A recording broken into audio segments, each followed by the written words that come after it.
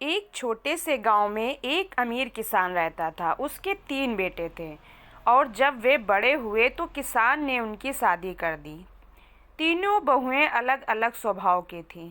पहली बहुत सुंदर थी, दूसरी बहुत मेहनती और तीसरी बेहद बुद्धिमान। किसान को यह जानना था कि उसकी बहुओं में सबसे समझदार कौन है, इसलिए उसने एक दिन उनकी दिमाग की परीक्षा ली।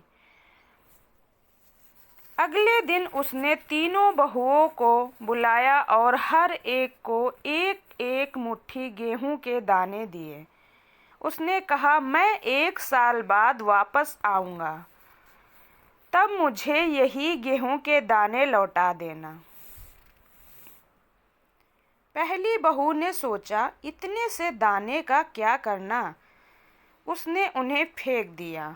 दूसरी बहू ने उन्हें संभाल कर एक डिब्बे में रख दिया ताकि साल भर बाद वही लौटा सके। लेकिन तीसरी बहू ने कुछ अलग सोचा। उसने उन दानों को खेत में बो दिया। समय बीतता गया। 1 साल बाद किसान वापस आया और तीनों बहुओं से दाने मांगे। पहली बहू ने शर्माते हुए कहा, मैंने तो उन्हें फेंक दिया था। दूसरी बहू ने तुरंत डिब्बा लाकर वही दाने लौटा दिए।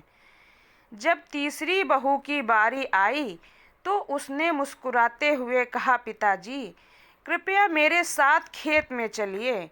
वह किसान को खेत में ले गई, जहां सुनहरे गेहूं की फसल लहरा रही थी।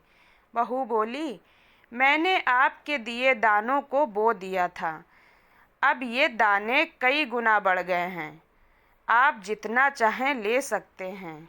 किसान बहुत खुश हुआ।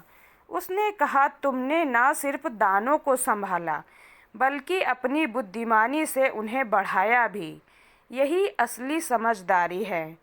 उस दिन से किसान ने अपनी बुद्धिमान बहू को सबसे अधिक सम्मान दिया। दोस्तों, इस कहानी से हमें सीख मिलती है कि सच्ची बुद्धिमानी वही है जो छोटे अवसर को भी बड़े परिणाम में बदल दे। दोस्तों, कहानी कैसी लगी प्लीज़ कमेंट करके बताइए।